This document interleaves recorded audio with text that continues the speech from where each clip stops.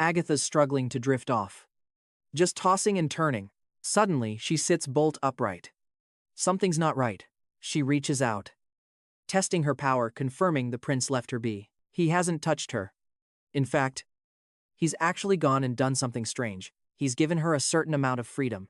Real, tangible space. Instead of keeping her power shackled away under that stone, the Stone of Divine Judgement, it's sitting there, completely ignored. She stares out the window, lamenting just how quiet it is. Such a stark contrast to Tequila.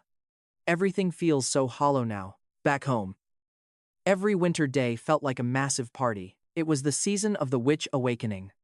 Full of life. Those lanterns burned in the streets all night long. She misses that light. Then reality hits her current mess of a situation. Witches hunted by mortals. Everywhere she turns, just more dread. The alliance she once knew, gone. It's all just dust now. She's totally lost. How did it even come to this?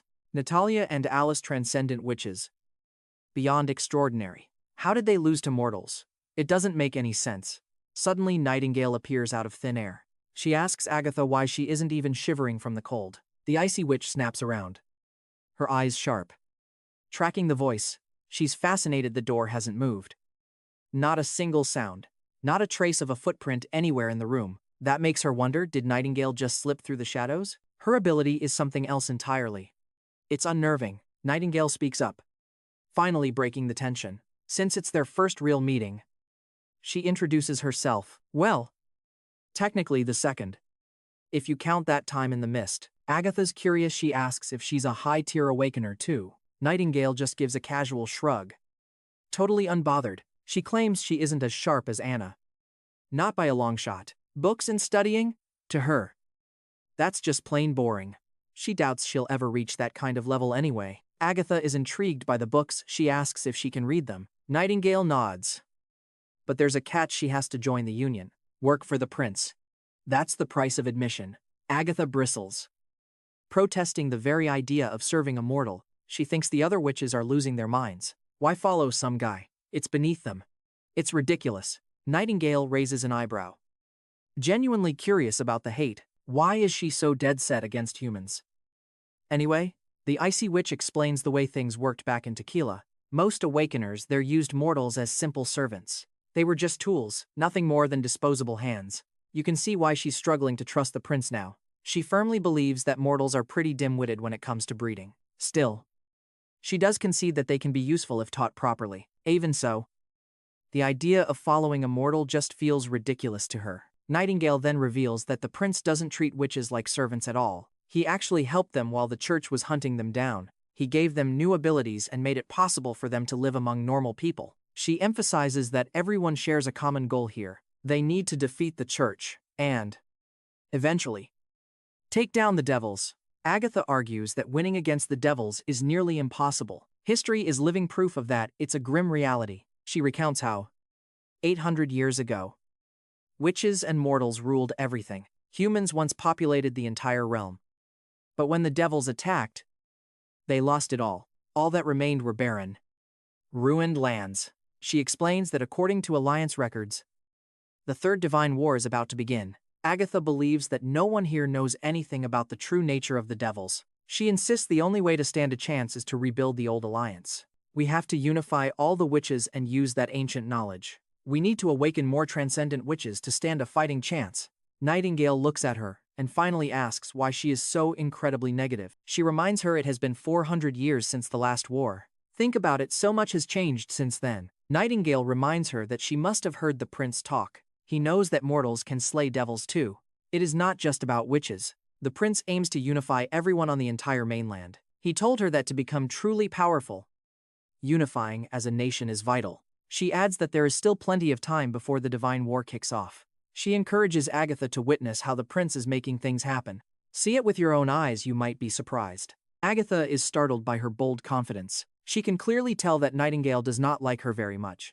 Agatha wants to know why. Nightingale simply tells her the truth. As long as she can swallow her pride and view the prince as a person, she just might see the future he's building. He tells her everyone on the mainland agrees on one thing: unifying as a nation is the only way to build real power. She adds, there is still plenty of time before the Divine War begins. so she encourages Agatha to witness the prince at work. Agatha should see how the prince makes things happen with her own eyes. Agatha is startled by her bold confidence. She can tell Nightingale does not like her very much. She wants to know why Nightingale simply tells her the truth. As long as she can swallow her pride and view the prince as a person, she could understand the path they are trying to carve out. You see, Nightingale is just protecting her own. The prince won't hold that much of a grudge against her. He actually wants Agatha to learn to adapt quickly. She needs to catch up with everything happening in this era. He genuinely doesn't want to see her left behind. The scene shifts, now moving to the Holy City. There, we see Maine kneeling down before the Pope. He reports that the tundras have finally calmed down. The snow has receded significantly, bringing some relief. However, the arrival of fearsome devils is a bigger threat. That is a far more pressing issue than the previous casualties. Even after the divine punishment, he asks for guidance. The old man gestures for him to stand and approach. Maine promptly complies. Walking over to him, he sits right before the Pope's knees. Waiting, he hopes the Pope is truly taking care of himself. It's a genuine moment of concern between the two. The Pope just dismisses it. He doesn't need to worry. He knows his own time is coming to an end soon. Maine is shocked to hear it. But the old man brushes it off. Save the shock for later. He says just listen closely. His end is near. And he has a final mission. He called Maine here for one specific reason. He wants him to inherit the title of Pope. They walk into mysterious tunnels deep underground. These passages are built with thick, ancient layers of stone, walls of hardened mud that no one can ever breach. There are dark secrets here that every pope must face. You have to come here before inheriting the title. Every leader is expected to expand and strengthen the church. They must hold its true goals close to their hearts. Maine says he knows his goal is to defeat the devils.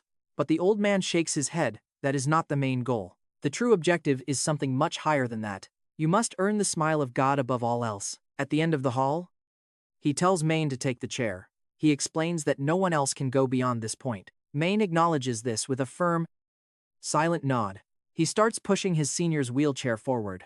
They enter the inner chamber as the heavy gates slam shut. They walk past walls lined with portraits of past leaders. Every previous pope is hanging there in the dim light, including an image of the current pope, displayed prominently. The old man mentions his picture was taken recently, only about 6 months ago, so he looks much younger. He adds that the portrait captures him in his prime. It was meant to be hung after his passing. But he was just too impatient to see the final result. Maine asks if those are all portraits of past popes. The old man nods, confirming that every single one is a glorious defender of the faith throughout history. Those popes ruled as the true voices of God, guiding the church through every storm and trial. As they walk deeper, the old man keeps talking, explaining how every generation fought to survive. They drifted through the torrents of time, and eventually fell, just as the next popes surely will. Maine suddenly stops, his eyes catching something else. He spots portraits of women lining the wall. The old man confirms the truth, witches were popes too. Maine is stunned, but his shock deepens when he sees Alice's portrait hanging there. Majestic, he can't help but call her image absolutely marvelous. The old man bows low in front of her frame, revealing to Maine that she was the very first pope, the legendary transcendent one known as Alice. And get this, the old man drops another bomb. She also held the title of Queen of Witches. Maine quickly steadies the old man as he staggers. Why would the church creator be a witch?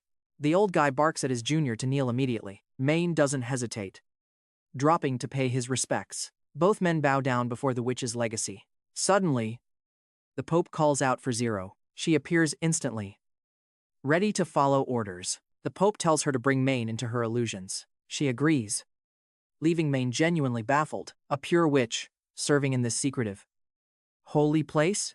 Even raised by the Pope, she's still a witch. Reality hits him as the girl starts weaving magic. Alice's painting slides aside, revealing a hidden door. Zero asks to take the necklace from the old man. He grants it, and she steps through the gate. The Pope turns his attention back to Maine. He says the crystal she's holding is his now. It's a key, one with the power to unlock anything, every fortified door, the library's classified files, even the most restricted research labs, all opening soon. He's putting that much power right into Maine's hands.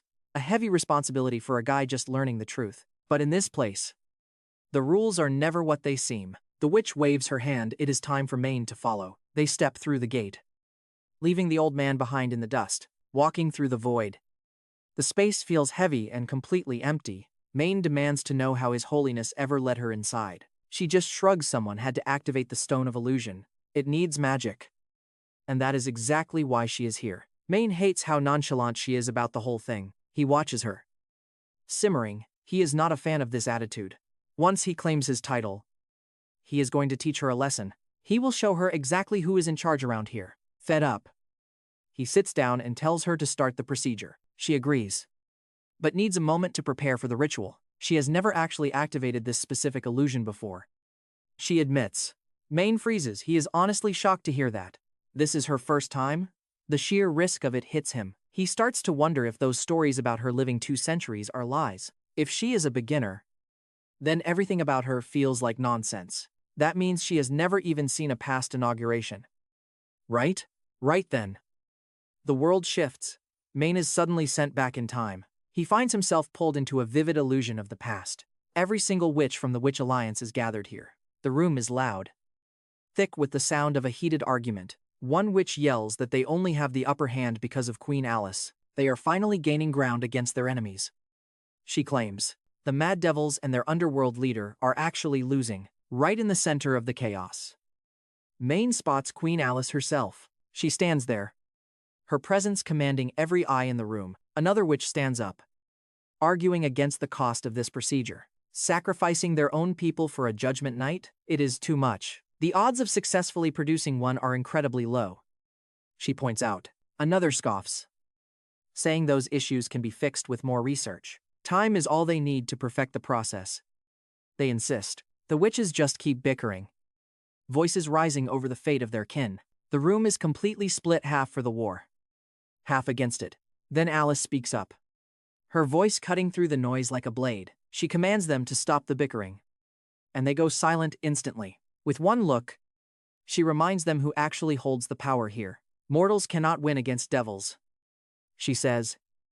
Not without a real plan. They can sit back and wait for their final moments to arrive. If they let the devils invade, they will be wiped from history. Or they can make one last stand while they still have the chance. She tells them to put their faith in the divine punishment soldiers. It is their only real shot at surviving this nightmare. As Queen of Comet City, she holds the weight of every life. Still, she says, the final choice belongs to the rest of them. She lays it out for them. They get to choose. Do they want to die in silence?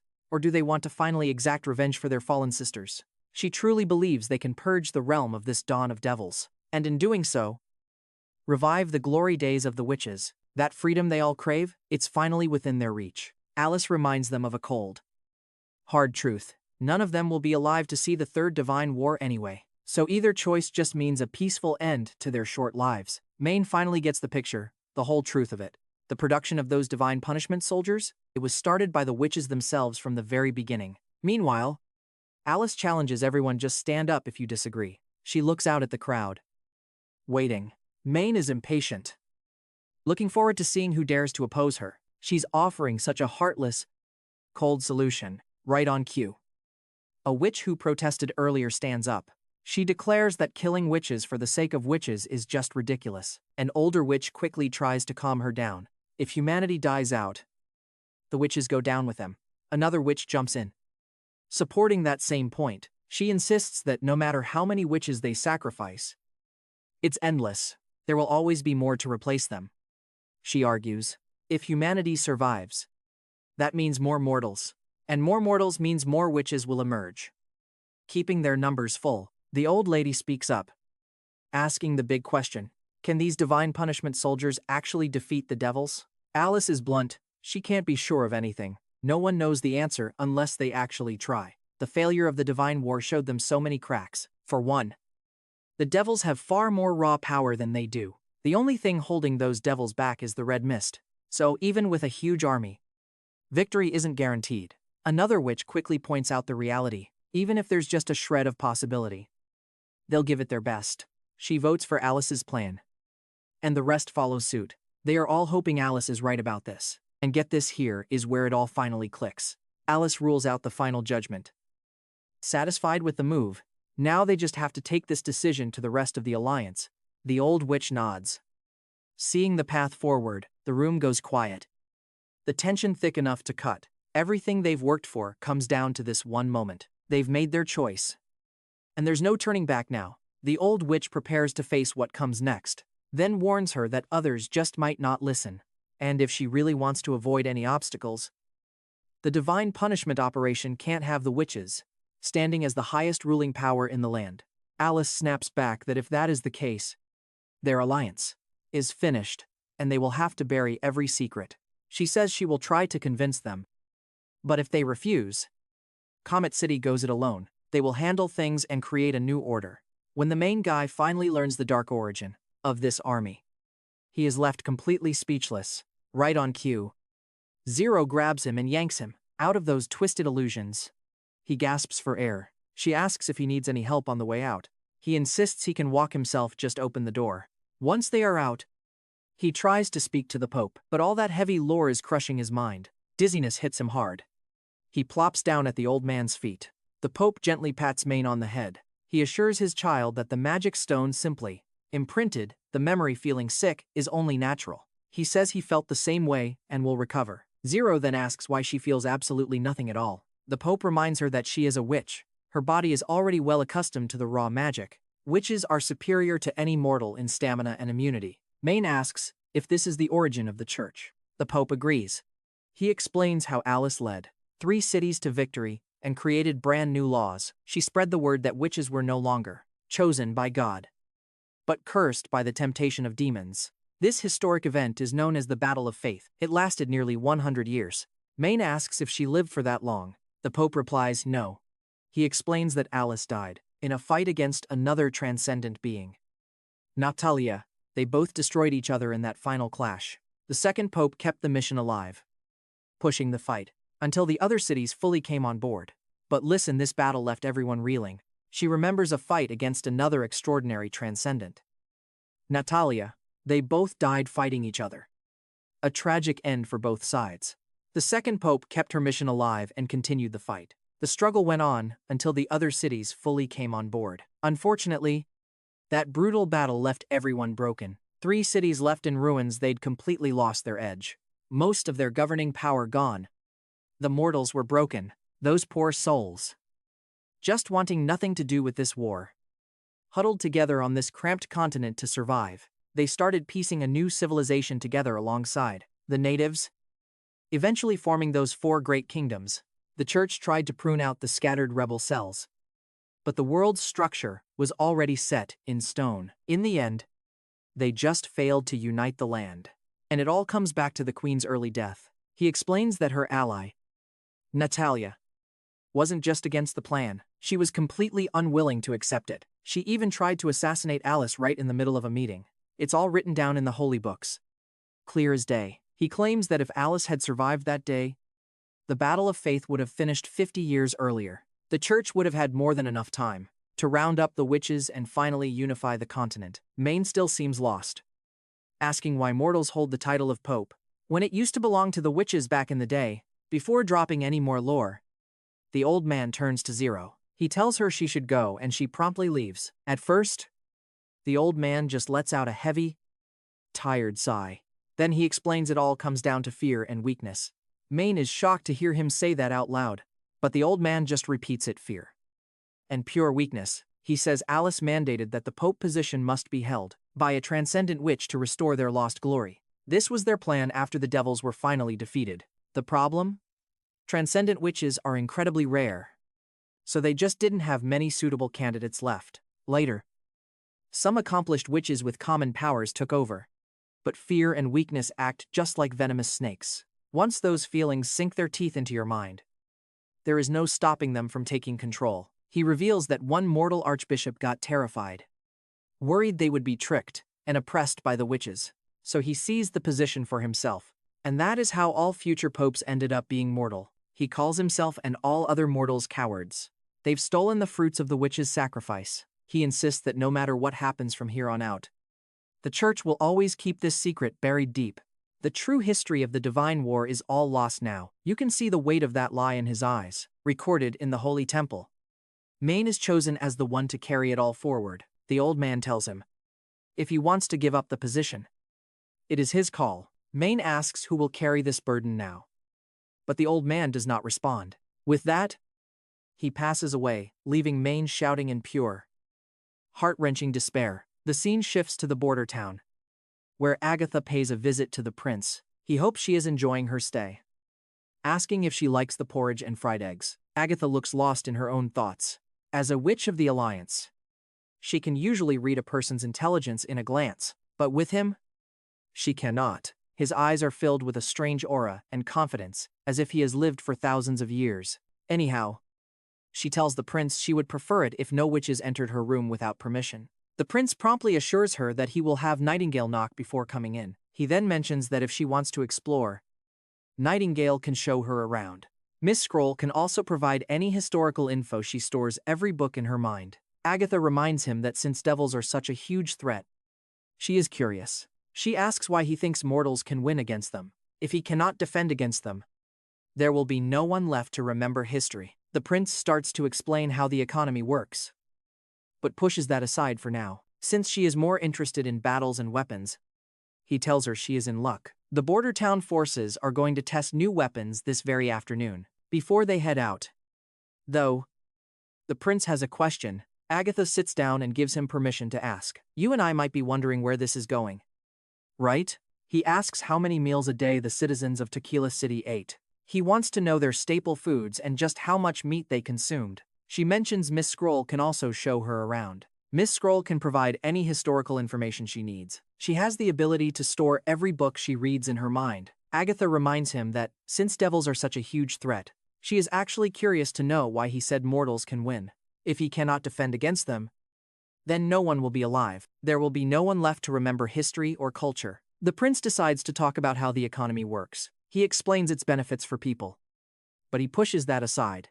For now, she seems more interested in learning about battles and weapons. He tells her she is in luck. The border town forces are going to test new weapons this afternoon, but before they head outside, the prince has a question. Agatha sits down in the chair and gives him permission to ask. He asks how many meals a day the citizens of Tequila City ate, what their staple foods were, and how much meat they consumed. During the Divine War, the devils gained more methods and strategies. It only took them 35 years to crush the resistance, faster than anyone anticipated. She is fired up to take on the devils. She challenges the prince to prove his bold statement, just how their pay looked, and if any witches ever worked in farming or smithing. Agatha nonchalantly reveals her guards and her servants ate 3 meals a day and could have meat every week, except during the months of demons. They served her for life and didn't get any pay outside of food, shelter, and knowledge. She adds they did work for witches and handled the farming themselves. The prince perks up, clearly excited by these juicy details, leaving Agatha wondering why he's so obsessed with the quality of life in Tequila City. She's puzzled as to why he seems more focused on these trivial things than the devils who dominate most of the realm of Dawn. He then asks her about the Scholarly Guild, which she claims was focused on researching magic stones. Agatha explains that magic stones all began as stones of divine judgment. They could either suppress a witch's powers or allow witches to tap into different strengths. Tilly curiously asks how the process worked exactly. Agatha explains that the Scholarly Guild dedicated all its efforts to uncovering that secret, and they finally determined the connection between magic and the stones. Many lives were sacrificed in the pursuit of this knowledge. She then adds that she could tell him more, but he'd have to trade it for the method he used to awaken witches. The prince responds he has no problem with that deal. Princess Tilly then points out that the magic stone she found in the ruins lets her fly, and there is no question it's incredibly useful in combat for both offense and retreating. So she's curious why someone like Agatha, a higher tier awakener, chose to retreat to the misty forest on foot instead of using a magic stone like this. Agatha explains that while they understood the relationship between the stones and magic, they weren't able to create the stones themselves. When Tilly asks why, Agatha elaborates that the stones were actually created by the devils. If the witches had access to a stable source of these stones, support witches could have fought without relying on the Divine Punishment Army. She explains that there is a unique devil, the Chaos Beast, a strange creature. It looks like a giant flower, 3 or 4 people tall. And get this, it can actually use its vines to walk. If it swallows a Stone of Divine Judgement, the process begins. It starts creating many different types of stones. The speed of that creation varies quite a bit. 2. It all depends on the stone type. Agatha explains. They ambushed a devil camp far from the main battle, captured a chaos beast alive, hauled it back to Tequila. They wanted to use the monster for their own benefit. Turns out, the creature had incredibly low intelligence. It converted every stone they fed it without hesitation. But they had no idea how it worked or how to survive it. How to keep the monster alive? They never figured it out. 6 months later, it shriveled and rotted like any plant. The scholarly guild sent witches to investigate other camps. Every single report confirmed one fact about these creatures. Chaos beasts were the only way to acquire magic stones. More powerful stones just took longer for it to convert. Most devils relied on these stones during active combat, like mad devils, who could activate them directly. They channeled power within their arms for ranged attacks. All the stones they had were taken from enemy camps. Tilly is in awe. She realizes the stone she has came from them. Agatha confirms it, nodding at the young witch. It probably belonged to an extraordinary transcendent witch. The prince asks if devils always had multiple types of stones. Agatha shakes her head, a grim look in her eyes. If that were true, humans would have been subdued long ago. She explains that during the First Divine War, it was different. Most devils didn't even have stones back then. They relied on raw strength, thick armor, and metal spears. They attacked human cities like that for generations. It is extensively detailed in all the history books. Battles lasted for hundreds of years, grinding everyone down. Human territory was slowly reduced to just the fertile lands. If they had focused resources on training combat witches, the devils wouldn't have reached the realm of dawn at all. But the Second Divine War changed the rules of engagement. The devils gained new, deadlier methods and strategies. They didn't need centuries anymore to break through.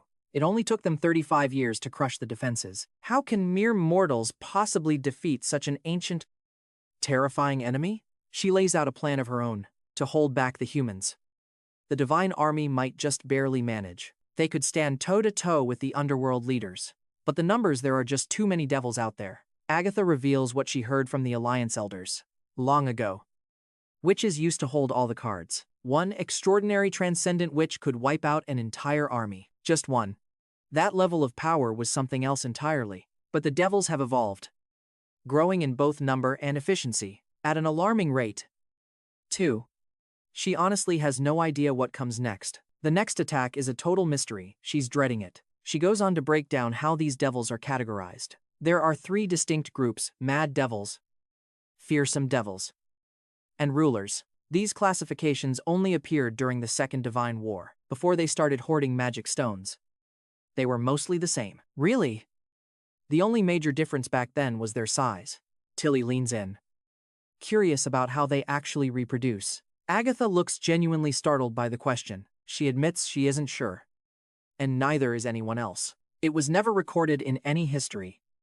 And captives won't talk. Honestly, we've never been able to get a straight answer. One thing is certain without the red mist: devils drop fast. Every captive we've taken died before we could even decipher their language. And the ones that don't need the mist, they're just mindless beasts. Communicating with them was never even on the table. She explains there are countless types of devils out there, but they generally fall into 2 camps: those with magic and those without. The ones without can survive without red mist, but they're simple. Think of them like animals in both looks and intelligence. For instance, devils use giant 8-legged caterpillars to haul resources, and they use terrifying, massive flying beasts as mounts. The prince pulls out one of Sora's paintings, a quick sketch. He asks if this is what the flying monsters look like. Agatha takes one look at the image and nods in agreement. She asks where on earth he encountered something like that. The prince explains they aren't even that far from the border. At first, he assumed they were just demons tamed by the devils. Now, though, it's becoming clear they aren't the same thing at all. Agatha confirms it immediately. That's definitely not the case. To a devil, demons are nothing more than a quick meal. Even those massive, abnormal demons?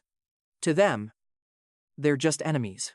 It's a brutal food chain, and we're stuck right in the middle of it. Think about it, if even the monsters are fighting, what hope do we have? We need to understand exactly what we're up against. Every detail she's giving us, it's vital if we want to survive. Because if we keep guessing, We're going to lose everything. During the months of demons, the devils pull back. Their attacks slow down because they're busy fighting off demons too. This recurring cycle has always given the witches some breathing room. She asks where the devil nest is hidden. Tilly explains it's west of the forest, tucked behind a massive, snow-covered mountain and shrouded in heavy mist. The prince chimes in, saying they tried to get close before. A giant devil in a watchtower spotted them immediately. It was a total miracle they even managed to escape alive. Agatha sinks into deep thought after hearing that. She abruptly stands up and declares they should attack the camp. She explains those stone towers exist to maintain the red mist. They're constantly diffusing liquid, which means they need to resupply. That explains why the devils were burrowing into the ground. They were desperately trying to conserve their consumption. Wendy and the others tense up at the sheer danger of attacking. But Agatha presses on, convinced that if there's a tower devil, there has to be a chaos beast hiding in the camp too. Chaos beasts can produce the magic stones the devils use, even if it isn't a high-tier stone. It's exactly what she needs. It would allow her to continue the scholarly guild's research. They might finally discover how the conversion process actually works. The prince asks about the red mist, questioning if it's safe. Agatha explains that while it reacts poorly to witches, mortals, animals, and plants can actually survive just fine. Fire is the key, as it makes the mist dissipate faster. She's clearly fired up, challenging the prince on his bold claim. If mortals can defeat them, she wants to see the proof. She lays out a plan to lure them into a trap. Winged devils can be distracted by witches capable of flight. Meanwhile, the rest of the group sets up the ambush. Tilly, one of the flyers, looks visibly irritated at being bait. But the prince reveals a twist to their strategy. Their scouting mission used a hot air balloon, not their own magic. Winged devils could be distracted by witches capable of flight, while the rest of the group sets up an ambush. They could lure the devils into a trap, Tilly being one of them. It is a desperate, dangerous gamble, but Agatha is ready to risk it all if it means survival. She is tired of hiding while the world burns. The time for talking is over, and the time for war is here. One of the flying witches is pretty annoyed at the thought. Being bait for the devils, nobody wants that. Then the prince tells her the truth. The scouting mission, it was all done by hot air balloon, not by flying at all. The prince explains that this device can only carry 10 people at once. It makes moving an entire army pretty much impossible. He points out that her plan just isn't realistic, especially since they have no clue how many devils are waiting. He's clearly worried about the heavy casualties they'd face. Close combat against those things? It's a suicide mission. Besides, luring winged devils is a dangerously risky task. He refuses to put anyone's life on the line like that. Agatha is forced to face the truth. Fighting devils on their terms is a nightmare. Whenever Tequila sends an assault, everyone is basically prepared to die. She starts seeing the prince as inexperienced. In her eyes, casualties are just the cost of achieving a goal. She thinks he doesn't really get the harsh realities of war. If he's going to obsess over troop safety, she's going to be annoyed. Wendy tries to cool her down, keeping the peace. Maybe they'll come up with a better plan later, she suggests, especially after she sees the new weapons this afternoon. But Agatha stays frustrated with the prince. She's sure that no matter how powerful his weapons are, this mortal is still no match for the devils. The prince then asks why they even call it the Divine War. They've only really been defending themselves against invaders this whole time. Agatha admits she doesn't have a solid answer. The history books never really explain why they fought those early battles. She does agree that calling it a defense isn't wrong. After all, the devils did invade the realm of Dawn. They poured through the underworld gate. She explains that, historically, the gate opens with every blood-red moon. It appears every few hundred years, ready to swallow their world whole. That's exactly when the first devils came through. They started plundering the realm of Dawn right away. The devils can only grow those red mist towers when the gate is active. These black towers? They're even taller than mountains. Their reach can cover almost all the fertile lands. And once the devils settle in, they strike from the edge of the mist. Agatha is certain humanity might not stand a chance this time. Not a single chance against them at all. But at that exact moment, wait, look at his face. Here is where the tide starts to turn. He doesn't look scared. He looks like he's already won. Every single doubt she had starts to feel heavy and wrong. He looks at those towering legends and doesn't flinch once. It's a look of total, terrifying confidence. Agatha catches her breath, realizing she's been looking at this all wrong, because he isn't just a prince. And this isn't just a war, Tilly extends an olive branch, a spot at their shelter on Slumber Island. For safety, but Agatha isn't buying it. She snaps back. Just how many people can a tiny island even hold? Seeking refuge there is just stalling. It won't stop their end. It just delays the inevitable. Prince finally claps his hands together to clear the air. He's pushing for a positive attitude, telling them to keep their heads up, especially now. They're already deep in prep for the Third Divine War. He starts walking away, brushing off the debate. They can talk shop after they've eaten. As they head toward the dining area, the mood is still icy. Someone is seriously ticked off, and naturally, it's Agatha. She can't wrap her head around it. The prince is in the mood for a feast. In these desperate times, these ignorant mortals, they lack any real vision. And what's worse, she can't bring herself to walk away from the food. The spread in front of her looks incredible. She's fuming at the prince, but her appetite is winning. Being a high-level witch, it's honestly mortifying. Indulging in a banquet while tequila's name is on the line. Meanwhile, Wendy is doing her usual thing, trying to cool Agatha down, always with that cheerful, easygoing vibe, reminding her that a good meal might actually keep their spirits up. Once dinner finally wraps up, Agatha demands to know where the prince went. He was supposed to show her the weapons. Wendy just mentions he's taking a nap. Apparently, it's his habit. She says a well-deserved rest is essential for all his governing duties. Of course, Agatha thinks that's total nonsense. A pathetic excuse for his sheer laziness. She finally asks why everyone blindly trusts this guy. Why do they really think he can crush devils and take down the church? Wendy just gives a small, knowing smile. She says it's because the prince makes the impossible real. To her, every single thing he's done is nothing short of a miracle. She starts listing it all out. Back when witches were being hunted to extinction, he stepped in. He saved the association when the world saw them as nothing but demons. He built a home where mortals and demons actually live side by side. He even held the town against months of brutal attacks, all with an army of civilians. He took down the Duke of Longsong's fortress. Now, his enemies? They think twice before they even try to move against him. As Agatha steps into the western region, she makes a point. These are mere mortal squabbles, she says. Worlds apart from a real war between devils and the Divine Punishment Army. Wendy jumps in, explaining how the prince teaches them things. Knowledge that pushes witches to evolve and grow. He's built mighty weapons and machines. She adds, these aren't just myths or campfire tales. They are miracles she's witnessed with her own eyes. Miracles happening right now, in the light of day. Someday, he will be king of Grey Castle, and he'll lead them all to victory against any enemy. Later, Agatha strolls through the town with the prince and the witches from Slumber Island. My guy looks exhausted, yawning over and over again. It's honestly getting on Agatha's nerves. She's itching to slap him awake with a palm full of snow, but she holds back. She doesn't want the others to get the wrong idea. As they walk, she notices the inner district is incredibly orderly. Still, these houses aren't anything special to her eyes. Even the castle looks nowhere near as grand as the Scholarly Guild Tower. Agatha asks how many people actually live here. Nightingale says they started with about 2,000. You can see the shock on Agatha's face. How is a town of 2,000 supposed to fight off devils? She's even more baffled when Nightingale reveals the truth. The population has already climbed to 30,000. Agatha can barely wrap her head around that number. She wonders if they're just counting all the nearby villages. She knows cities need to expand when they get this big, and she knows the risks all too well. Food and water demands skyrocket overnight. Poor districts suffer, and safety just goes out the window. An overburdened city is a weak one, and it can paralyze their defenses. She's seen these dangers firsthand throughout her long life. It's clear to her that Nightingale doesn't grasp how tricky this is. As they reach the wall, the soldiers snap into a salute. The prince is right there, and he starts to speak. Safety takes a massive hit, and when the population is overwhelmed, defenses crumble and the entire city just grinds to a halt. She gets it.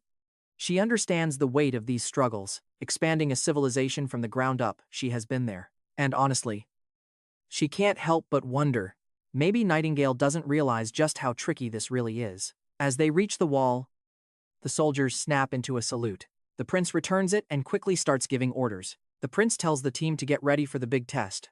Agatha, on the other hand, sneers at the sight. She asks if this is really the wall they've been bragging about. No palisades, no moats. She's certain any devil could climb it, without even needing tools. She says the design feels useless. My guy just tells her to hold her horses for a second. And watch. That's when he proudly unveils the new weapon. The border town's pride and joy, the 152. A massive, heavy-duty Luminator Standard Fortress Howitzer, powered by justice and glory. Or so he claims. He boasts that it's a huge step up from the 12-pound cannon, with outstanding fire rate and range. It's a game-changer, an age-defining weapon that'll reshape the entire battlefield. Nightingale perks up immediately, clapping in pure excitement. Agatha, though, still looks completely unimpressed by the display. She really doesn't see what the big deal is. The prince clears his throat and signals Iron Axe. It's time for the test. Even if Agatha looks pretty dejected, still standing there, doubt written all over her face, she thinks to herself that they're just wasting precious time. That last bit about justice and glory? Honestly ridiculous. It didn't even make sense, sounded like a total lie. But once the crew finishes their final preparations, the prince tells everyone to cover their ears right now. Agatha looks totally bewildered. They're really ready this fast? Every witch nearby squeezes her hands over her ears. They fire the shell. It rips through the air with incredible speed, leaving only a trail of fire behind. Agatha trembles in anxiety as the massive explosion echoes out. Once the flames subside, Nightingale checks on her immediately. She asks if the icy witch is doing all right. Agatha just replies that she is fine, cold as ever. She looks ahead and sees nothing, feeling confused. Why did nothing happen? Were those flames just for show? Meanwhile, the prince squints, trying to spot the impact zone. Sylvie points out exactly where the shell landed. It struck a small hill near the target marker. The red flag is nearby, but there's still some distance. Agatha finally asks for some real clarification on this. The prince explains that this thing fires heavy artillery shells. Think of it like a giant ballista bolt, but deadlier. It's meant to strike enemies from miles and miles away. We planted those red flags 5,000 meters out. The shell hit a little over 3 miles away. Agatha finally realizes it. Her eyes widen at the power. No ropes, no winches. So how did they launch a projectile that far? Even a siege beast powered by pure magic caps out at 2 miles. If this weapon can actually hit those distances, the wall is secure. The devils would never stand a chance against that kind of range. Still, Agatha is worried a beast of this caliber has to be slow. Surely the reload time alone would leave them wide open for an attack. But that is exactly where she finds herself mistaken. The prince just smiles. He is not even close to finished yet. He tells everyone to watch, preparing to test 3 shells at rapid fire. The target is closer this time, but the display is going to be brutal. The weapon kicks back, launching those shells in a terrifying heartbeat. The impact zone instantly erupts into pure chaos and roaring fire. Agatha stands there in total awe, watching the smoke clear. At that speed, even an extraordinarily powerful creature couldn't dodge it. If Tequila had a weapon like this, the devils would never breach them. She turns to the prince, asking if this was developed by witches. He nods. It is the combined effort of both witches and mortals. Anna smelted every part, while Uxia extracted all the purified elements. Sylvie personally inspected the metal to catch even the smallest flaws. The alchemists and their apprentices forged the shells from scratch. Almost every witch involved was just a support class, save for Anna. This is finally a solid slap to Agatha's face. She's stunned. She is starting to realize mortals might actually defeat the devils. And let's not forget about Princess Tilly watching from the sidelines. She is definitely not used to seeing these godly weapons he's whipping up. Andrea and Ash are there too, trying to process the sheer scale of it. Andrea is confused, wondering how this was even physically constructed. Ash just shrugs, thinking it works exactly like Andrea's magic arrows. Andrea proudly reminds her her radiant bow is totally different. Meanwhile, Princess Tilly feels like she's being left in the dust. You can tell she's feeling it. She's struggling to keep up right now. Her brother is light years ahead in terms of pure knowledge. She has absolutely no clue what is going on in that goofball's mind. But as much as he messes around, he is changing the world. Andrea is totally lost. How was this even built? And where on earth does all that power come from? Ash thinks it looks just like how Andrea fires her magic arrows. Andrea proudly fires back at her. Her radiant magic bow is on a whole different level than this. Meanwhile, Princess Tilly is feeling pretty left behind. She really is. She can't help but think her brother is light years ahead. His advancements, his knowledge, he's just in another league. She hasn't got a clue what goes on inside that goofy head. Meanwhile, as much as he might be committed, he feels pride. It's sir. But he is equally devastated inside. This test has cost him a massive fortune, and his heart is literally aching. He even looks quite dejected for a moment. It leaves Tilly feeling even more confused about his weird eccentricities. Later that evening, once they are back inside the castle, the prince invites his sister in for a serious discussion. It is apparently about how he intends to deal with the Third Divine War and what it means for their future. He starts by explaining that Agatha revealed a harsh truth. The four great kingdoms are just a fraction of the entire realm of Dawn. Even the wastelands were once fertile lands. Humans had no choice but to retreat there after losing to the devils twice. The gate will open very soon now. The Third Divine War is almost upon them. So he is hoping his sister can stay here. Tilly goes quiet for a moment before breaking into a genuinely happy smile. She says she did not think he would ever say that. The prince then explains that the devil's power is wild. It is unpredictable, and they must combine all their forces if they really want to win this coming fight. Agatha mentioned that the First Divine War was fought through the efforts of both witches and mortals together, but it is very likely they were only allies on the surface. It was not much different from the Second War, he notes. He reminds her that his new plans include weapons that can defeat devils, and he has already shown proof of that. Once he turns these ideas into reality, mortals can be more powerful than they have ever imagined before. Now watch this. Here is where the strategy shifts. He believes the right choice is to send mortals into the war, while assigning witches to manufacture weaponry. Before the war starts, every extra worker makes them stronger. Tilly asks if she stays. What happens to the witches currently living over at Slumber Island? Well, this sounds like a green light. And the prince bursts into pure happiness that his sister is actually ready to stay. He quickly tells her they can all come to the border town. They have more than enough space to shelter them all. He will assign them a large swathe of land and make sure they are treated equally to the rest of the Witch Union. They do not even have to join the army if they don't want to. To the border town they have plenty of room to spare. He'll set aside a huge swath of land for them. Everyone gets treated the same as the Witch Union. There is no pressure to join them, the Witch Union, and she gets to stay on as their leader. The princess asks if he honestly doesn't mind that setup. Most of her witches aren't exactly built for combat. You see, he says he's got zero issues with it. In fact, he believes that support-type witches are actually more useful than combat ones. They don't just empower themselves. No, they do something bigger. They provide benefits for thousands of others. The natural world is absolutely packed with undiscovered potential. And if they learn to utilize that power, these support witches will become truly invaluable. His sister smirks when she hears that, leaning in to ask if this was his real plan and objective all along. That leaves him totally startled. He clearly wasn't ready to be caught. Either way, she finally says she can work under these terms. After all, there's no reason for her to reject an offer to join forces and personally fight back against the devil invasion. She also wants to stick around and learn more about his interesting, newfound knowledge.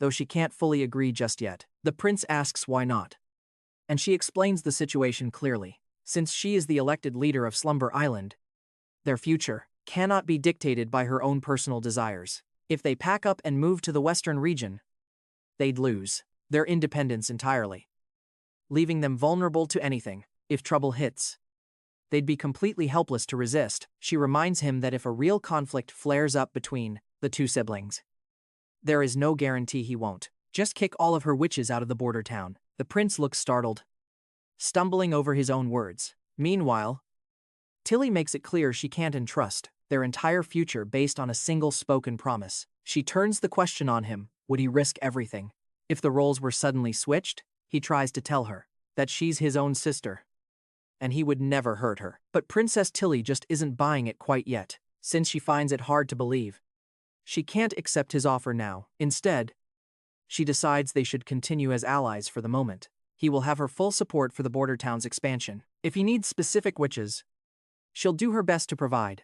And if the devils overwhelm him, she's offering him sanctuary. He's welcome to Slumber Island to live out his days in peace. With that, their intense discussion wraps up. Once she leaves, Roland sinks into total despair. Just then, Nightingale pops out of nowhere to Slumber Island just to spend the rest of his days in peace. And just like that, their talk is done. Once she leaves, Roland sinks into a deep funk. Nightingale pops up. She stands beside him, asking what he actually told her back at the border town. He replies that he only shared half the truth. So he gets it. He knows if she doesn't believe a word he says right now. Then, he offers a quick comparison, reminding her of her own brother. What if your brother came back a completely different person? How would you actually react? Honestly? She raises an eyebrow, firing back if he means the guy who stabbed her. The prince feels out of his depth and quickly backs away. He should not have brought that up. He mutters. Nightingale reassures him that the Glen family is behind her now. They feel like total strangers to her. Come to think of it, we have come so far in this story. I have almost completely forgotten about her tragic past. Anyhow, the prince reminds her that he is a stranger to her sister too. Besides, she never liked him back when they lived in the castle. Nightingale leans in, genuinely curious about his old life in the palace. She wants to know just how awful he was to get that reputation. Word of his infamy even traveled all the way to Silver City. The prince looks embarrassed, admitting he was far worse than she thinks. He figures Tilly started hating him after he shoved her into that glass. Nightingale agrees he did some pretty bad things back then, but she does not think she hates him anymore. The prince asks how she can be so sure about that. Nightingale replies that Tilly has never lied to him. If she truly hated him, she would not be here. He asks if she is just saying that to make him feel better. Nightingale pouts and insists she means every single word. She reminds him how Tilly agreed to send witches to support this town. They are here to fight the devils. So, how is that different from her? Plus, she jokes that if all the witches from Slumber Island show up, it is going to get really annoying around here. Especially if there are more people like Ash in the group. Not everyone is as friendly as Maggie. After all, just as they are talking, Nightingale notices someone lurking nearby. She says she only told him that to cheer him up. Nightingale pouts and insists she really means it. She reminds him how Tilly agreed to send witches over to support the town and help hold the line against the devils. So really, how is that any different from her staying here? Plus, she jokes that if the whole group from Slumber Island comes all at once, it's going to be a massive headache, especially if there are more people like Ash in the mix. Not everyone is as sweet and friendly as Maggie.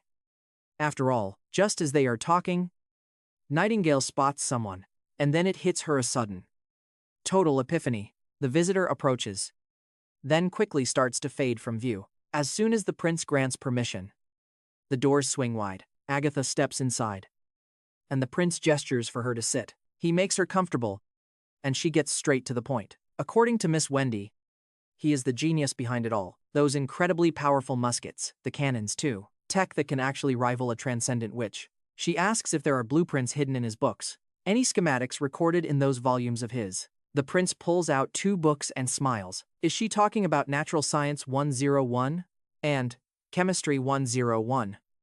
He adds. He explains these only cover the basic principles. No blueprints inside, he's just keeping it simple. Agatha hesitates, her face tight with reluctance. She knows only the Witch Union can access these. So she asks to join. The prince gives her a cheeky look. He reminds her the Witch Union is just a local group in Border Town. Is she really ready to work for it? Especially when the leader isn't some legendary witch, just an ordinary guy. Nothing more. Agatha bows her head low, a look of respect on her face. Anyone with the knowledge to craft weapons like that, weapons that can wipe out devils, is anything but typical in her eyes. As long as he keeps the Alliance safe, she is in. She doesn't mind working for the Union. Even if it feels strange, you can tell she's still fighting her own pride. Though, the prince is actually surprised by her quick turnaround. He honestly didn't think she'd say yes this fast. Then he drops the real question. Why not join Tilly on Slumber Island? That place is basically a city built by witches. Agatha shakes her head. Zero interest in that plan. To her, a refuge is just a place to wait for death. It's pointless if they aren't out there fighting the demons. The prince brings up another tough point. He wants to crush the church, which makes him their enemy. Survivors of the Alliance might see him the same way. Maybe they just changed their names and went into hiding. He's been thinking about this for a long time. Even after the fall of Tequila, they still have power. He's certain they still have transcendent witches left. And those dangerous divine warriors from the old days. Since they fled to the edges of the map, they're still out there. It's highly unlikely they just vanished into thin air. He's actually wondering if the church was started by the Alliance, not mortals. It's a wild theory. He doesn't think mortals stole the divine punishment method. He believes the witches themselves created it to hunt down their own kind and mass-produce those soldiers who wield divine punishment. We already know the truth here, the prince is closer than he thinks. The Alliance really did build the church from the ground up. Agatha is struggling with this.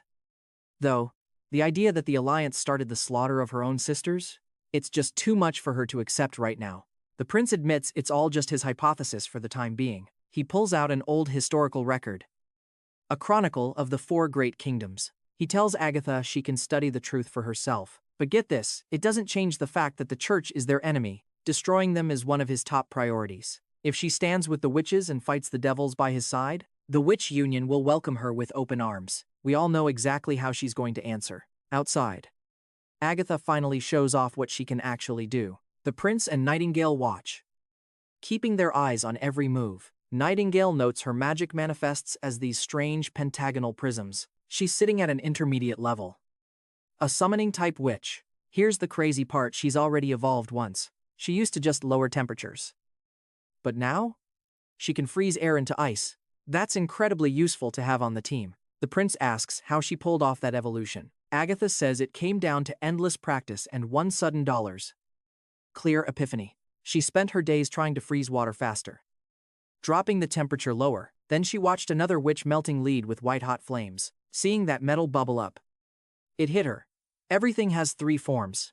Gas, liquid, solid. Lead is a solid, but add enough heat, and it becomes a gas. Water is a liquid, but add enough cold, it becomes solid ice. That single realization completely changed the way she uses her power. She explains how she practiced every single day to freeze water faster and push those temperatures lower. It clicked when she saw a witch melt lead with her own power, and she just knew she could do it too. Flames roar as the lead starts bubbling away. Under that intense, rising heat, she realizes something huge. Everything exists in 3 forms: gas, liquid, and solid. Lead stays solid at room temp. Sure, but pump in enough heat, and it turns straight to gas. Same thing with water, it's a liquid normally, but pull away the heat, and it freezes into ice. That simple revelation, it completely transformed her magic.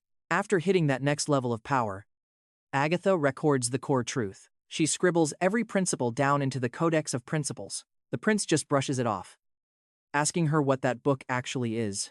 Agatha looks a bit dazed. She was expecting way more of a reaction. She's honestly pretty surprised he isn't losing his mind over this. I mean, we're talking about matter shifting from solid to liquid to gas. It's basically magic made real, changing forms right before their eyes. But the prince just looks at her, totally unfazed by the reveal. He asks why on earth he should be shocked by any of that. For him, it's just common observation. Nothing more, nothing less. He points out that gases come in all kinds of different types. Every single one has its own specific boiling and melting point. To him, it's all standard stuff, not some world-shattering mystery. He says it's all covered in Natural Sciences 101. Poor Agatha is getting annoyed, her pride taking a hit. She spent so much time on this discovery, only for it to be dismissed. To him, it's just trivial knowledge, not some legendary breakthrough. She reluctantly explains that the Codex of Principles is serious business. It's a complete record of every transcendent witch's awakening process. She explains further it's a detailed log of their growth, because every witch has totally unique abilities. It's not a simple map. It's tough for anyone to just imitate someone else's path to power. The prince isn't done yet, asking if there aren't any similarities. With thousands of witches in the Alliance, surely some matchup? He wants to know if their transcendent abilities ever overlap. Agatha explains that the scholarly guild has a specific theory. They believe the shape of magic determines what that power can do. No 2 witches ever have the exact same shape for their magic. But the prince pushes back, asking about Anna and her flames. Agatha reveals that flame is just a common, easy designation. Anything that glows or kicks off heat gets thrown into that category. It's a convenient label, but it doesn't tell the whole story. Agatha goes on to explain that magic is never static. As it grows, matures, or finally awakens, things change. Even similar-looking abilities can end up being incredibly different. A basic flame might seem simple at first glance, but it could eventually lead to insane control over temperature, or it could mean bigger size, more intensity, or lethal projectiles. The Scholarly Guild has much more formal, rigid categories. They're pretty similar to the ones they already use. Sister Scroll jumps in, Asking if they also group them into 3 types, Agatha shakes her head, explaining there are actually 4. The main difference lies in how they handle summoning magic. The guild splits that specific branch into 2 distinct groups. First, there's conjuring. And second, well, it gets complicated. The prince points out that Anna is a conjuring witch because she drains her magic constantly.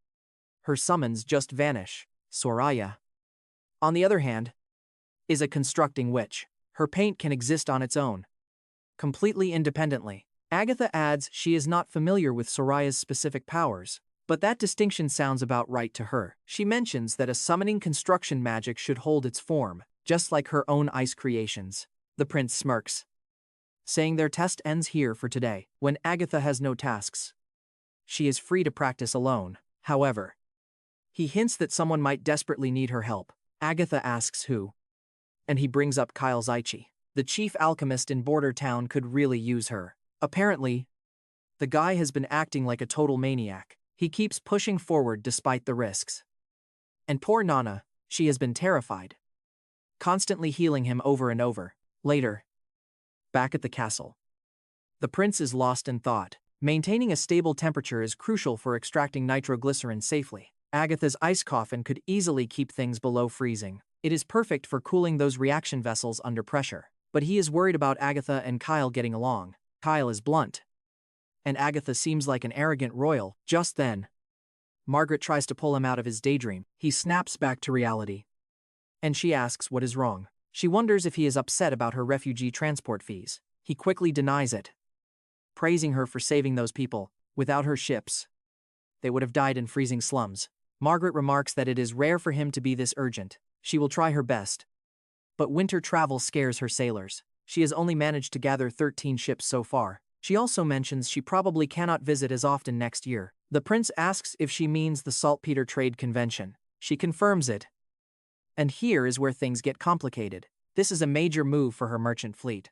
She has been handling this trade route for a long time. Now, everything is starting to shift with the coming winter. He looks at her, knowing she is doing him a huge favor. Without her support, his entire plan might just fall apart. It is a tense moment between them, full of unsaid things. He trusts her, but the situation is undeniably precarious. Winter is closing in, and their time is running out. He has to make sure she stays on his side. If she pulls back now, he loses his primary connection. It is a heavy burden to carry on his shoulders. He thanks her, hoping that will be enough for now. Meanwhile, Timothy has banned the entire saltpeter trade. Even the cities of Redwater and Silver have stopped selling. Her options are shrinking fast. She could sell low to the Alchemy Association, or try her luck with the capital's elites. And get this, officials say Timothy plans to lock down the entire West. It isn't just about saltpeter merchants anymore. People will be trapped in Redwater, Longsong Fortress, Border Town, and Willowtown, all of them affected. Plenty of elites are pushing back against this. But Timothy? He probably won't back down. If they can't trade saltpeter, everything stops.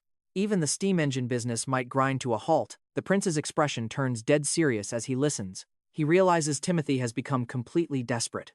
Ever since those witches dropped a nuke on his castle, he wouldn't be making such a reckless, risky move otherwise. You see, saltpeter is key to producing acid. Without it, their 152mm cannons are just fancy decorations. Even those new rapid-fire weapons would become useless junk. Border Town is still just in its early development stages. Without that steam engine income, he's genuinely worried.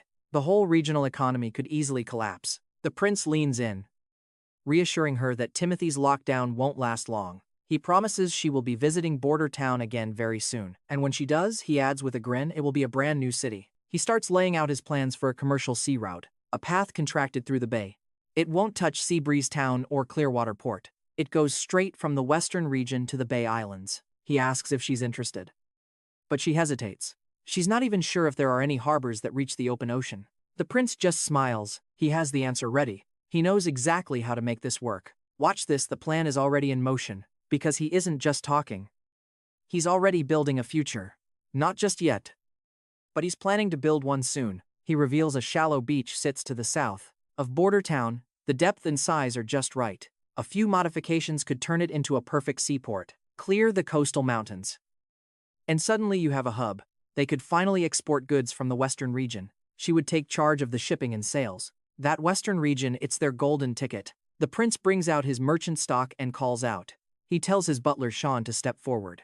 Sean is told to show Margaret the newest goods. Sean brings over a stack of bottles and the prince. He encourages Margaret to open one up and take a smell. She takes a sniff and is shocked it is pure perfume. She can hardly believe he started manufacturing perfume himself. The prince asks her how it compares to the stuff the Alchemy Association makes.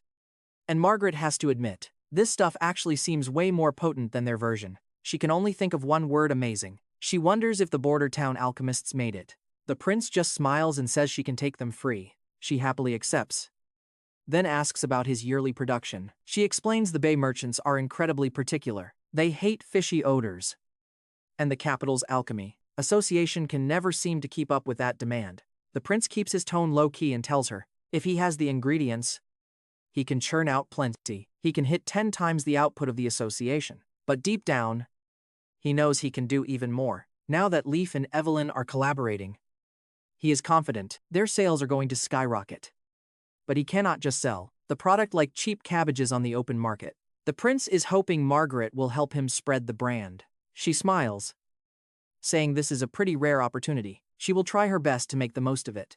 A little later, Agatha finally finishes reading the books. She finds it hard to believe a mortal wrote them. The more she reads, the more she understands. The world is a chaotic place with hidden laws that everyone must follow. Mortal or not.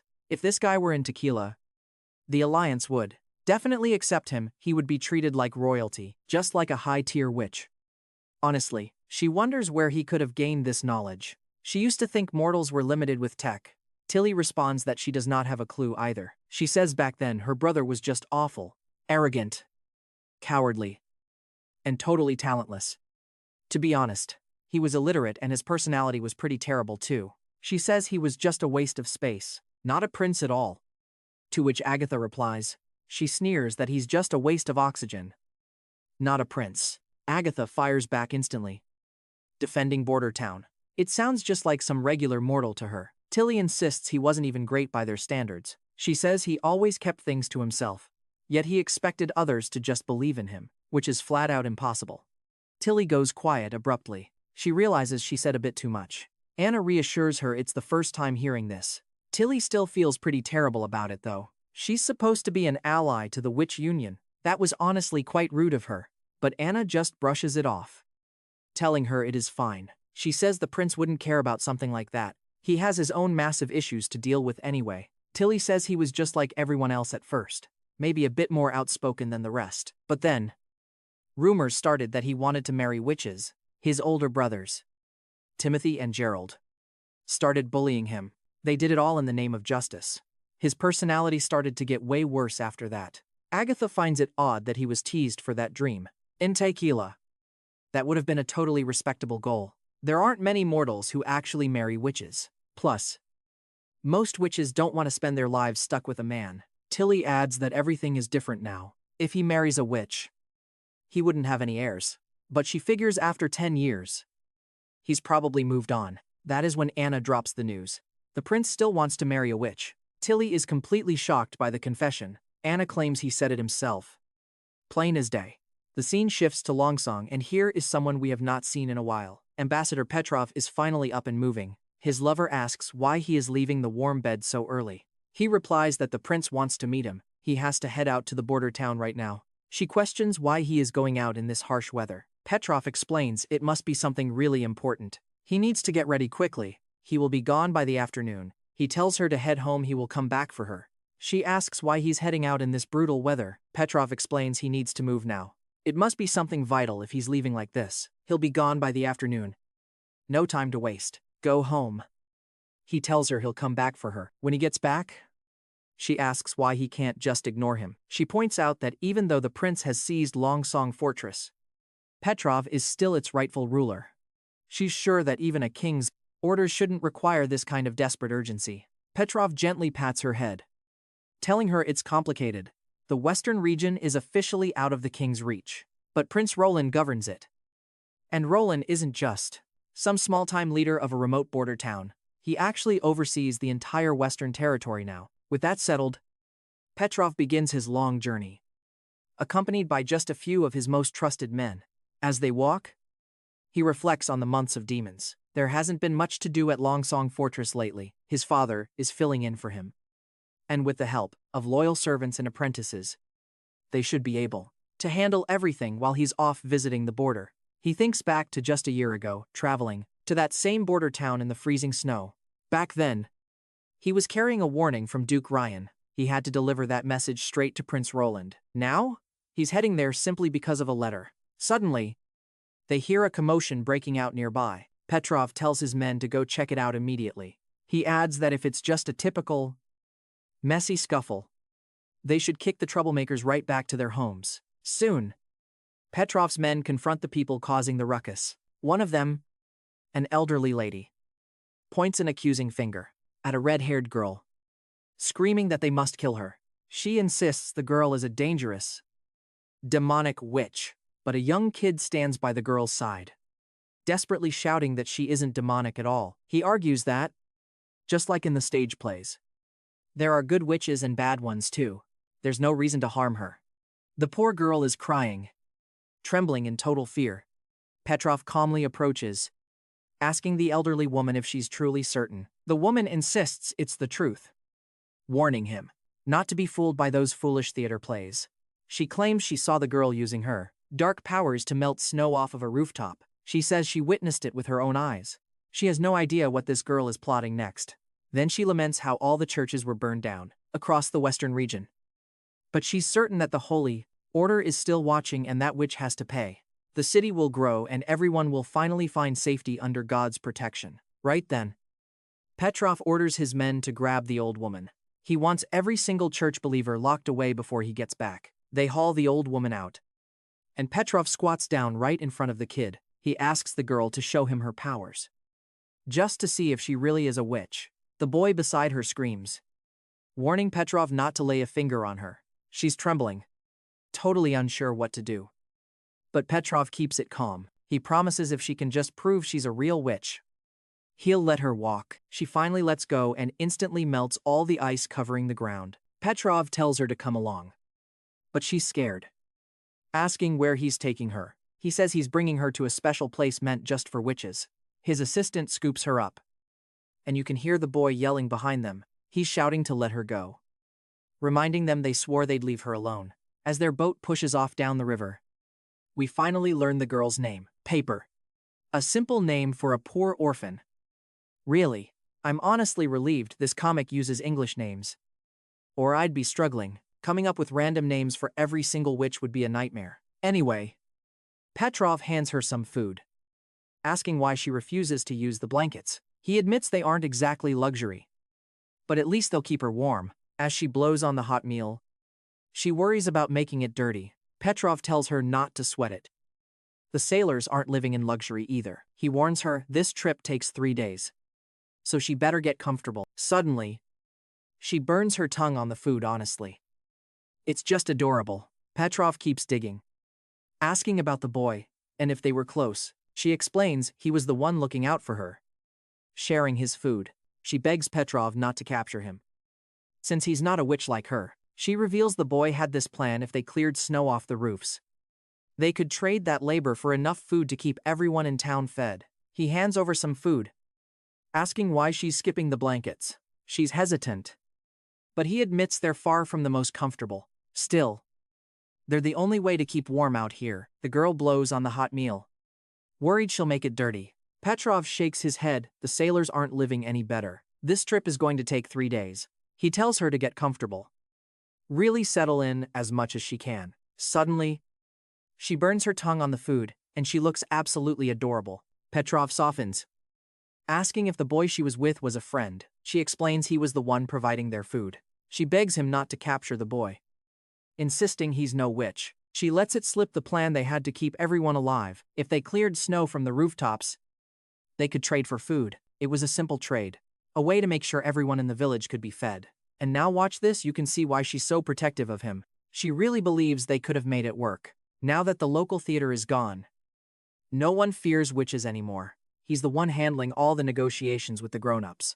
As long as she's willing to lend a hand, That is, Petra can't help but find it amazing that this little girl is out there working to earn some honest food for her community. He asks her if she managed to get anything to eat today. She says she did. She cleared off 3 different rooftops. One owner chased her away, but another handed her some bread. But the 4th house belonged to a really hateful woman. He pats her head gently and tells her to rest and eat well. Then he adds that in 3 days, she'll finally meet the prince. Of course. Just hearing about the prince perks her right up. We jump ahead 3 days. Ambassador Petrov finally meets up with Prince Roland. The prince quickly welcomes him back to the border town.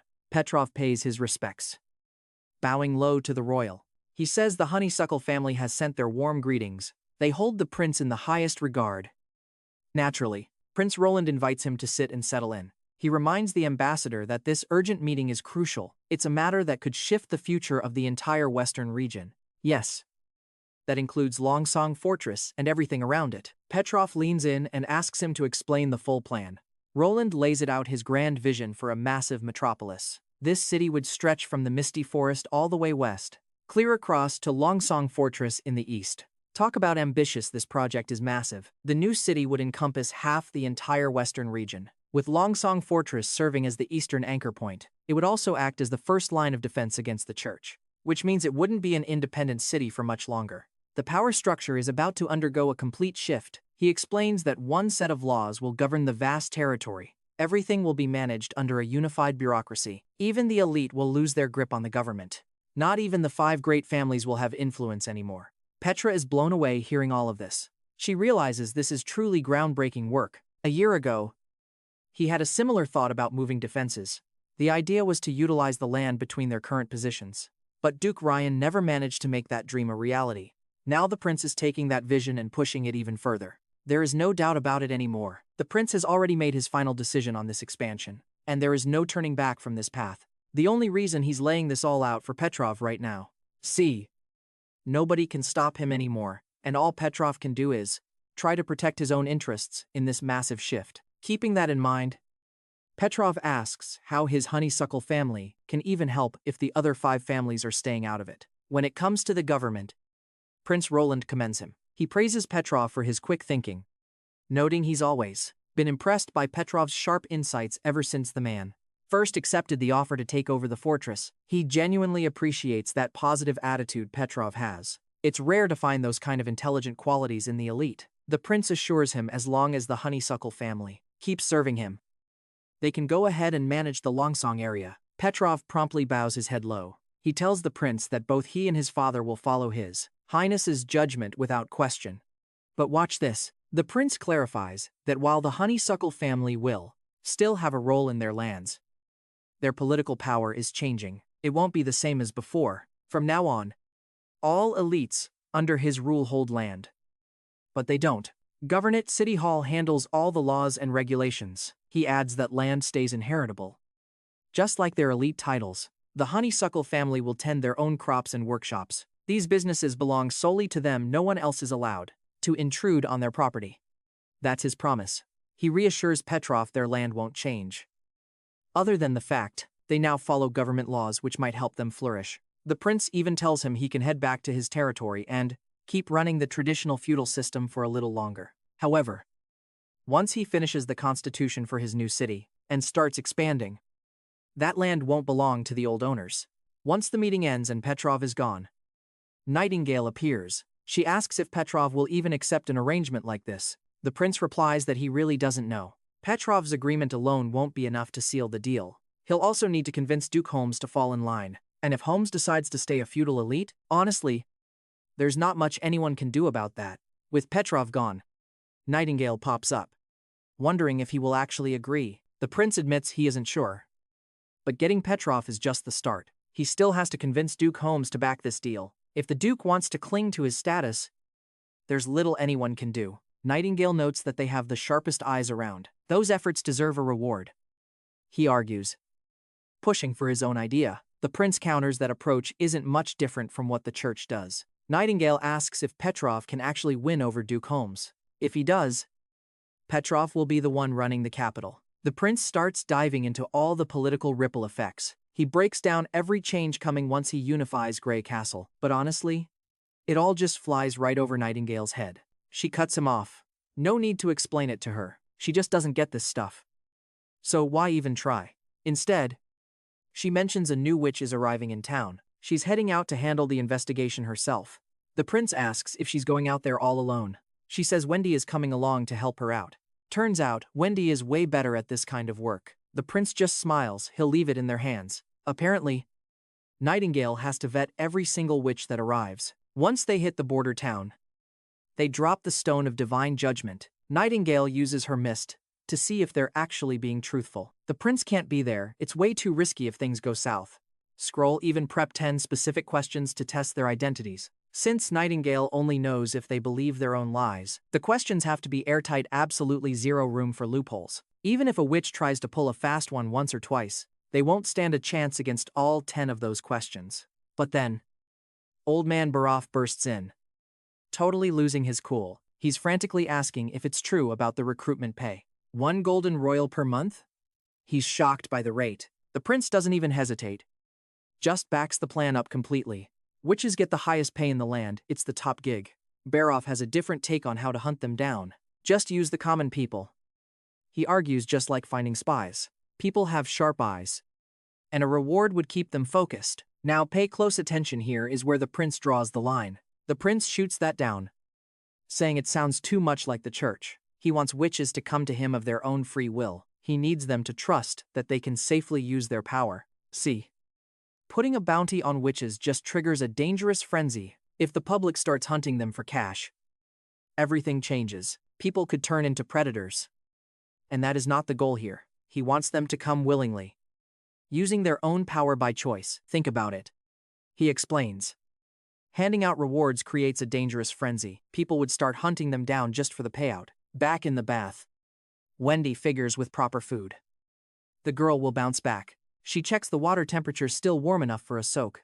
As the little girl steps in, a shiver runs down her spine, but she settles quickly, finally chilling out as the warmth takes over. Wendy starts rubbing her back, keeping the mood calm and steady. Treat it like a business. That's when it finally starts clicking. Wendy shows up, letting him know they've verified the new witch's identity. She is a perfect match for the description Ambassador Petrov gave them. The prince recalls thinking that being too cautious was just wasted energy.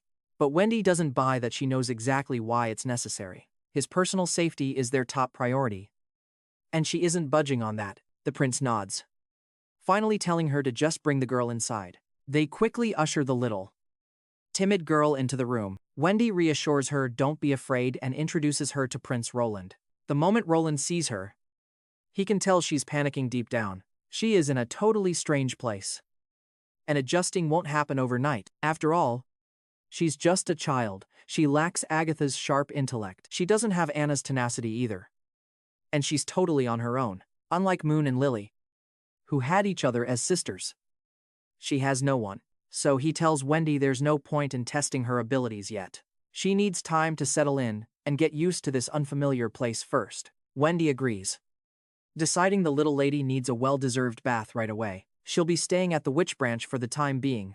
Later, we find ourselves in a steamy, quiet moment in the bathhouse. Wendy is gently helping this timid girl get cleaned up and comfortable. It's a sweet scene. Take a look at how gentle she really is. Wendy reflects on how caring for new witches is basically her job now. It's a task the prince specifically gave her. Since she's great at comforting people, she had felt a bit down not having anyone to look after lately. But now, she's genuinely happy to be a big sister to someone once more. She notices how skinny the child is, which tugs at her heart. Still, she's relieved. The girl is a witch. She just needs proper nutrition, with some good food. She'll definitely bounce back to her normal self soon. Wendy checks the water temperature, making sure it isn't too hot anymore. She helps the little girl step into the tub. The kid feels a sudden shiver, but that tension fades away fast. Soon enough, she starts to chill out, finally getting used to the warmth. Wendy begins to rub the girl's back, keeping her voice soft and low. She asks her paper, when exactly did you awaken as a witch? The girl quietly replies it was 2 years ago. She gently asks the girl exactly when she awakened as a witch. The kid just whispers it happened 2 years ago. She checks the water first, making sure it's not too hot anymore. Carefully, she helps the little girl step down into the bath. The kid tenses up immediately, a shiver running right down her spine. But watch this pretty quickly. Her body just relaxes into it. She's finally starting to get used to that warm, soothing water. Wendy begins to gently rub the girl's back, cleaning her off. She asks Paper exactly when she first awakened as a witch. The girl looks up and says it happened 2 years ago. Back in winter, Wendy smiles, says it is pretty common. Most witches wake up during those cold months, especially when demons are out and about. It is said that magic hits its peak during that time. The little girl asks if that means they have devil powers. Wendy, playing the big sister, gently corrects her. She says that is absolutely not true at all. Being a witch is totally normal, not some curse. The only real difference is that they hold amazing power. She adds that a few hundred years ago, things were different. Back then, witches were considered the children of God. She assures her that having magic is natural, like breathing. The girl asks if her powers will actually grow over time. Wendy nods and says they will definitely get stronger. She will get more potent as she gets older. Still, she will need to work hard to control that energy. Otherwise, she might go through some rough phases. The church uses those moments to spread lies about possession. The girl looks pretty down hearing that. Wendy realizes it is her 2nd year of awakening. She probably felt some of that familiar pain last year. Wanting to cheer her up, Wendy holds her hand. Wendy reassures her that everything will be all right now. They are safe here in this quiet border town. If she starts practicing now, she will be ready. This year's awakening day will be a piece of cake. Everyone here will be there to support her. Suddenly, Lily bursts into the bathing room. Super excited, she is desperate to meet the newest witch. She claims Moon wants to see her too. But Moon insists Lily is the one who wanted to peek. The girl panics when she sees them and sinks deeper. Wendy quickly reassures her it is just them. They are all fellow witches, so she has nothing to fear. Lily asks the girl what kind of powers she has. She shyly replies that she can melt snow. Lily follows up, asking if she can turn water into ice. The girl shakes her head, looking a bit disappointed. She says she can only make hot water cold. When Wendy hears this, her eyes light up. Melting snow raises the temperature. She thinks cooling hot water lowers it. So that makes sense. But she cannot change normal water, which seems strange. It does not sound quite right to her. Lily places a steaming tub of hot water right in front of her. Give it a try, he urges. See what you can do. The girl uses her ability, and the water starts to chill, almost instantly. The steam vanishes into thin air, the bubbles die down, and the water stops its violent churning. Everything settles, leaving behind a perfectly clear surface. The other witches watch in awe, completely speechless. Just what kind of power are they looking at?